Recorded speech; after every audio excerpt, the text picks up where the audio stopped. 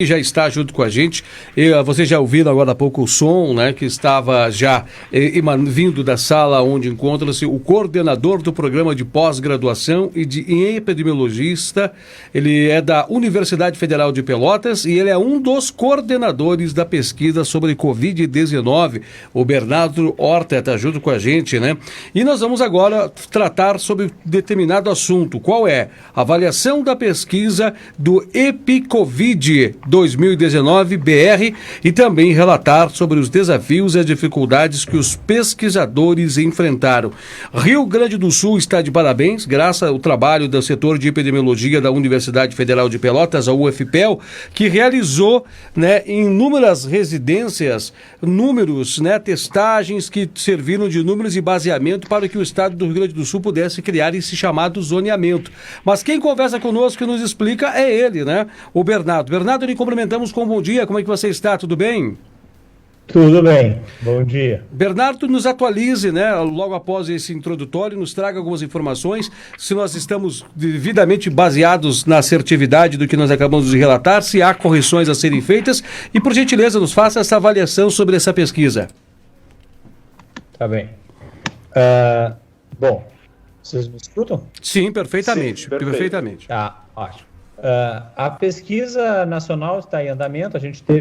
Nós tivemos algumas dificuldades em alguns municípios brasileiros, porque houve atraso na comunicação entre o Ministério da Saúde e as secretarias estaduais e municipais, o que acabou atrasando um pouco, dificultando a coleta de dados, como também em alguns lugares houve fake news, que apesar de todo o esforço de comunicação nosso nos meios de comunicação, essas fake news se espalham mais rapidamente do que, infelizmente, né, se espalham de forma mais rápida do que a comunicação verdadeira, né?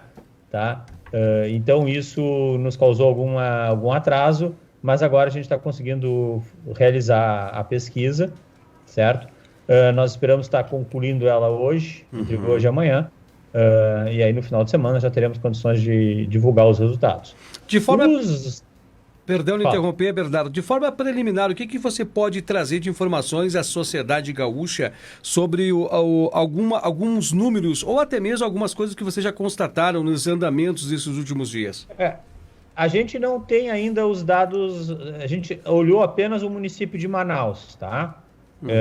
Que foi um dos primeiros o estado do Amazonas foi o primeiro a ser terminado e nós olhamos apenas os dados de Manaus, nós não olhamos os dados ainda, né? Agora, por exemplo, comparando Manaus com o estado do Rio Grande do Sul, a situação indica uma enorme diferença da realidade, né? Enquanto aqui no Rio Grande do Sul nós encontramos 0,22% da população com anticorpos, em Manaus, esse resultado, essa proporção, foi de 11,5%, tá? O que é uma diferença enorme. Verdade. O que demonstra que o vírus, vamos dizer assim, circulou muito mais no estado do Amazonas do que aqui, né? Tá? Sim. E um pouco, claro que a gente tem outros indicadores disso quando a gente vê a situação da rede de saúde, do número de casos notificados e etc. Quando a gente compara o estado do Rio Grande do Sul com o estado do Amazonas, a gente observa figuras totalmente diferentes, né? Vamos dizer assim, os resultados da pesquisa só corroboram os indicadores oficiais, né? Que demonstram, com exceção no estado aqui de algumas cidades onde houve focos localizados, né? Em alguns casos ligados a questões ocupacionais, né? Mas, na verdade, os nossos resultados demonstram uma baixa circulação do vírus no estado, né? Sim. Tá?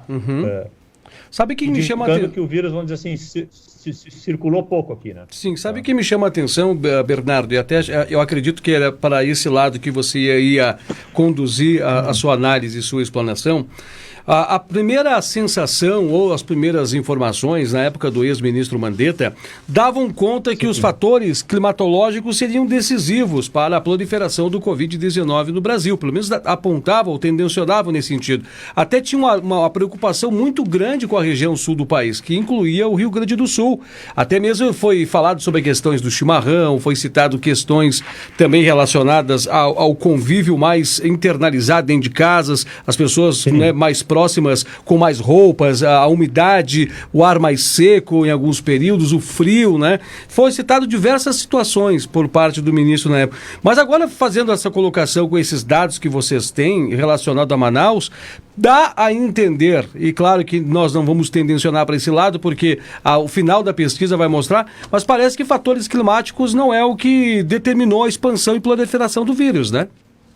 Não, provavelmente não. Na verdade, vamos dizer assim, esse é um vírus novo, né? Ele é um vírus que sofreu, vamos dizer assim, é novo no sentido de que ele é um coronavírus, né? Mas ele é diferente dos coronavírus anteriores que causaram a SARS, a MERS, né? Que a gente já conhece, tá?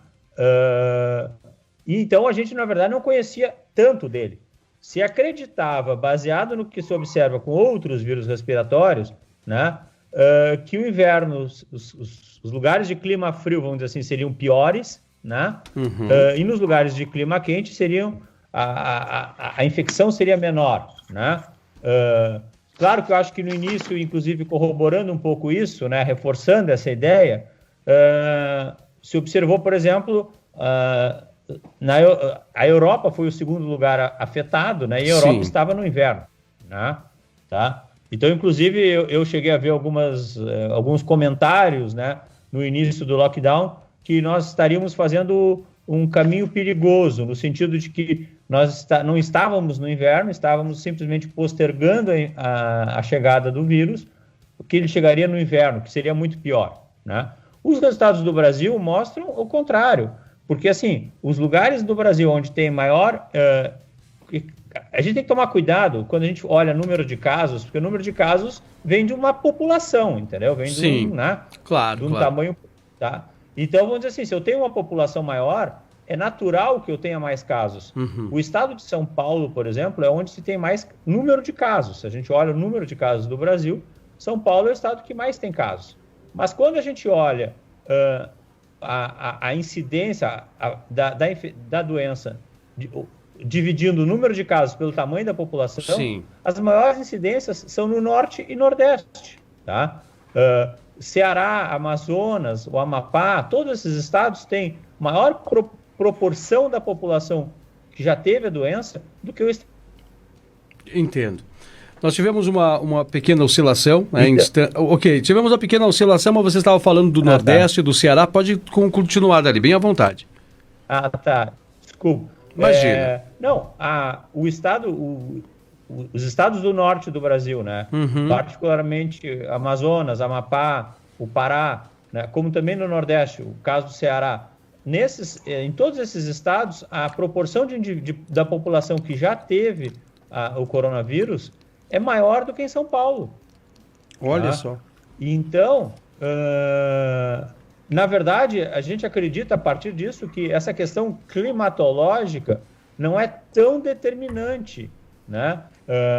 Eu acho que no início da epidemia está certo a gente ter esse medo porque a gente não tinha conhecimento do vírus, né?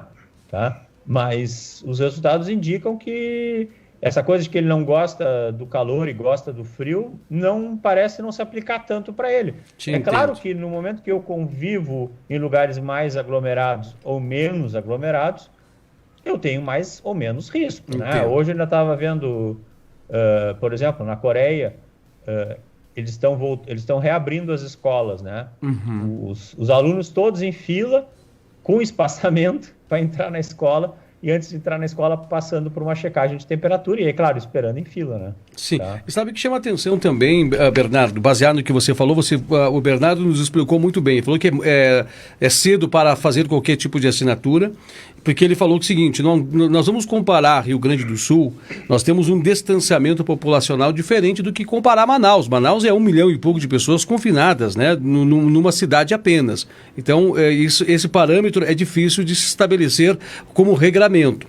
Ele também vem nos colocar, né, nos seus apontamentos, o Bernardo falando, né, que dá a intenção que realmente cai por terra essa ideologia dos fatores climáticos. Eu quero fazer mais uma pergunta, antes de passar o Leandro Damati, que também está junto conosco na cidade de Farroupilha, e nossa programação está também com a TV Serra de Farroupilha. Eu sei que é muito cedo, mas entrar em observações sobre linhas genéticas é muito cedo para se falar nisso, que age em determinadas linhas genéticas o vírus, é muito cedo para falar sobre isso? Eu diria que é muito cedo. Eu diria que é muito cedo. Na verdade, esse vírus vem sofrendo mutações, né? Tá? Se compara a estrutura dele, das amostras da China, amostras brasileiras, amostras da Europa, né? Ele sofreu algumas mutações, o que é normal, entendeu? Até houve um relato agora de que em uma outra província na China, começou um surto agora, pequeno, né? Não é nada grande, mas... e que foi observado que nessa população na China, por exemplo, os sintomas estariam durando mais tempo, tá? Do que observado originalmente em Wuhan e nos outros lugares do mundo, tá? Então se aventou a possibilidade, inclusive, será que é uma nova variante genética, né? É cedo, eu acho que se precisa comparar, né? Sequenciar esses vírus, identificar onde são os pontos que estão diferentes, até que ponto esses pontos estariam ligados à maior duração dos sintomas ou não, ou pode ser simplesmente uma questão de, por acaso, eu observei numa outra população que os sintomas estão durando um pouco mais. Entendi. Né? Bernardo, participa conosco então o Leandro Damati, ele também agora ele fará um questionamento, né, para nós podermos também ampliar essas informações. Ótimo, obrigado Edinho, o meu bom dia também para o Bernardo, estava atentamente ouvindo as suas explicações. Por um lado eu fiquei um pouco mais contente porque o Bernardo coloca de que aqui no Rio Grande do Sul, comparando por exemplo com Manaus, o vírus circulou bem menos, mas ao mesmo tempo eu fico preocupado porque se o vírus circulou menos, quer dizer que ali à frente ele pode ter uma circulação mais intensa aqui no estado. Circulou menos talvez porque nós adotamos medidas preventivas e tem algum temor, Bernardo, de que nós podemos ter uma onda mais forte, uma chamada segunda onda da Covid-19 aqui no Rio Grande do Sul? Bom, vamos por etapas, né, Leandro?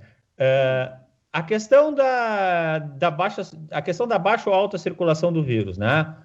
Muito se falou na questão da imunidade de rebanho, quando se fala em circulação do vírus, né?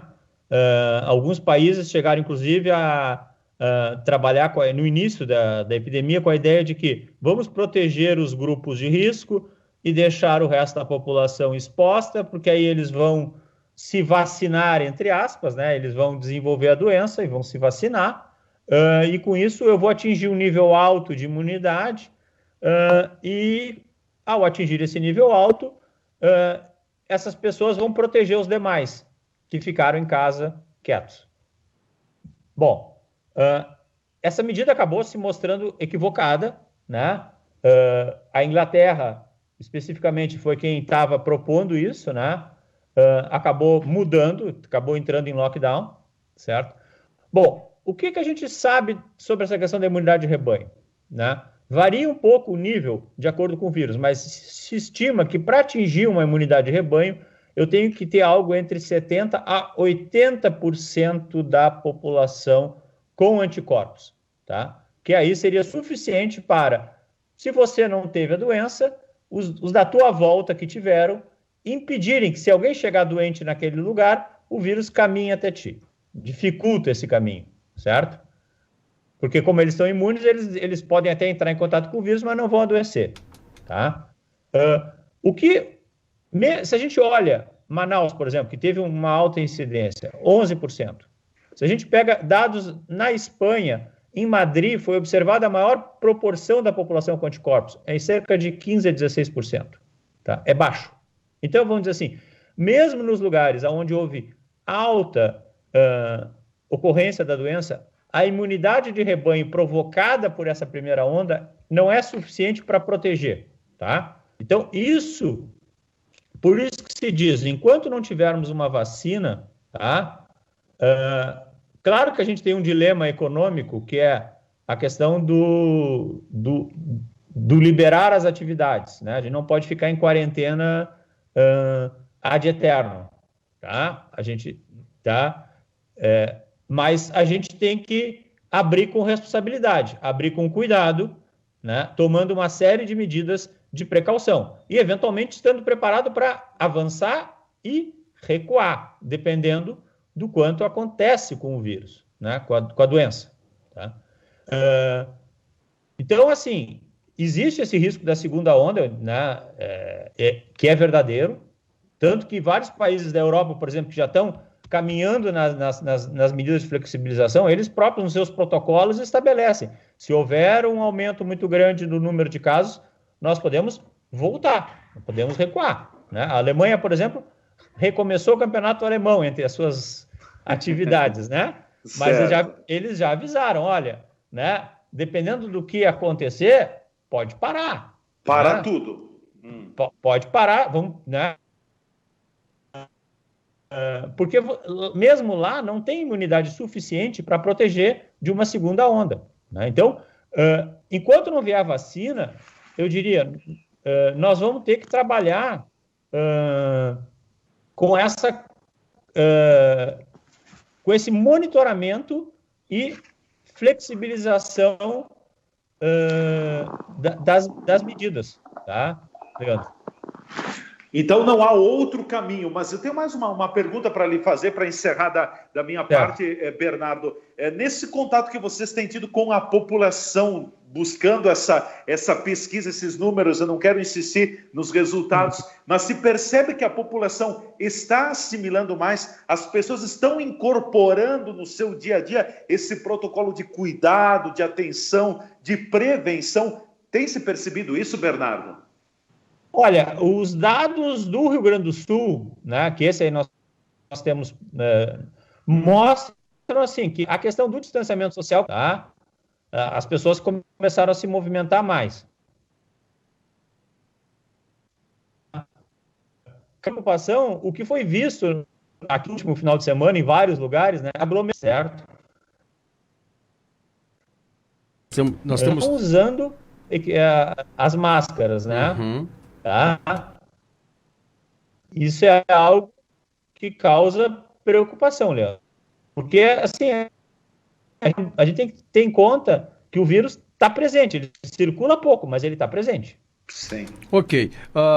Doutor Bernardo Horta, coordenador do programa de pós-graduação em epidemiologia da UFPEL, um dos coordenadores de pesquisa sobre Covid-19, fazendo uma avaliação sobre a pesquisa que estão sendo realizadas no chamado IPCovid 2019-BR. Eu estava agora há pouco aqui, Bernardo, recebendo já da nossa produção a informação que o nosso tempo encerrou, mas o nosso assunto ficou em aberto. Então, o que a nossa própria produção nos diz, que já vai pedir a gentileza de marcar com você em outro período, para nós aprofundar mais informações quando essa pesquisa estiver totalmente em mãos, concluída, com os dados técnicos, vocês já tiverem conversados com outros epidemiologistas do país, para poder fazer uma avaliação bem precisa e nós trazer esse relatório. É muito importante essas informações. Eu acredito que a nossa audiência recebeu um baita presente no sentido de um entendimento sobre tudo isso, e isso nos reforça em entendimento e nos dá solidez e robustez para saber que tem pessoas que estão bem alicerciadas na condução, no manejo, no interesse de buscar informações para nos colocar numa rota mais segura, para que nós possamos vencer o quanto mais antes possível esse Covid-19. Eu vou deixar um espaço, Bernardo, para as tuas considerações finais e lhe agradecendo já em nome de toda a equipe da Bitcom TV e também a TV Serra de Farroupilha.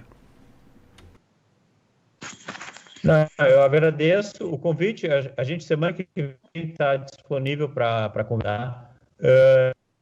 E eu só gostaria de reforçar a necessidade de manter as medidas de proteção e cuidado individual. Muito obrigado. Ok, tá então o nosso primeiro segmento de entrevistas aqui em nossa programação. Que belíssimo assunto. Nós precisaríamos de um programa inteiro para transcorrer essas informações.